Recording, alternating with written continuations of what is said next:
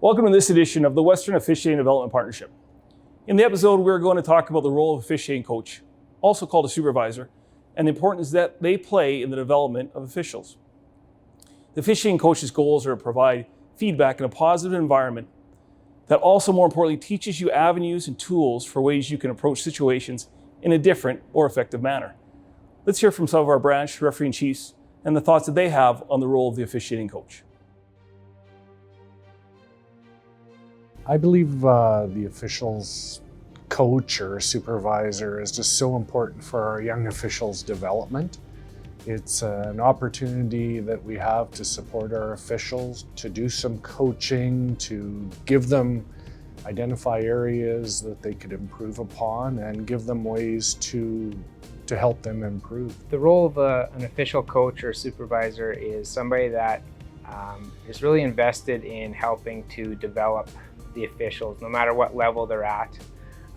They're there as a mentor, they're there as somebody who can support the official to reach their goals and reach the standard of the league or the branch. The role of officiating coach is really to, first off, provide honest feedback and provide it in a way that's constructive and that the official can actually take in and self-evaluate and apply in his next game or through the next season. It's also really important for that official's supervisor to instill confidence in the official and help them understand we're part of a team and that we're working together to improve as a group. I think trust is a big part of that is respect. And you got to gain respect for each other. And I think that's where trust will come into play in the relationship between a coach and a referee.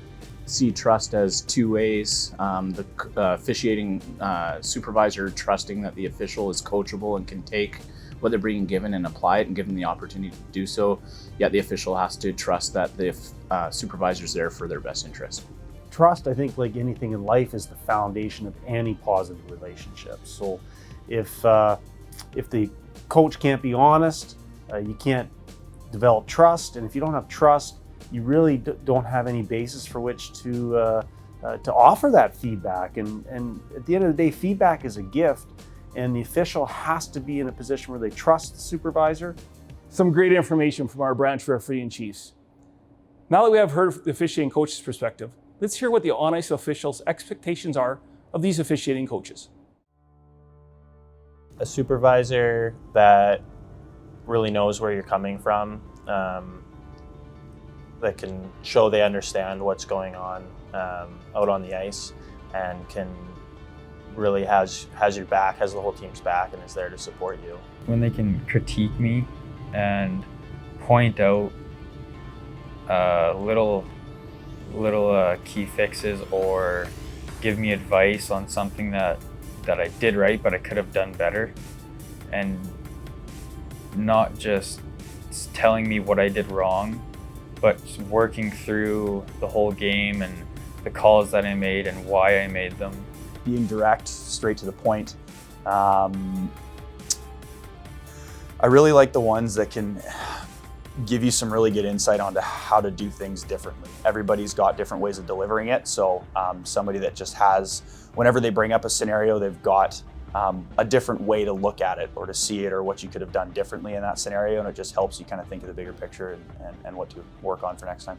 I like it when they're definitely honest and they'll tell you what they saw, but then them also being able to have a conversation with you, and really you can see where they're coming from, but they can also see where you're coming from and why you might have saw what you saw.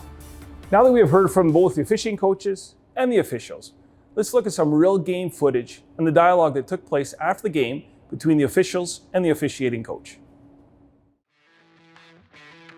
I thought there was a lot of times where you kind of just had to drift in and out, especially with the butt a little bit right. And like whatever we see, so you guys did a good job with that and going to the right places and just kind of drifting by him, right? Way back there on line changes and stuff. So that was a really good call right off the start to the puck in the area.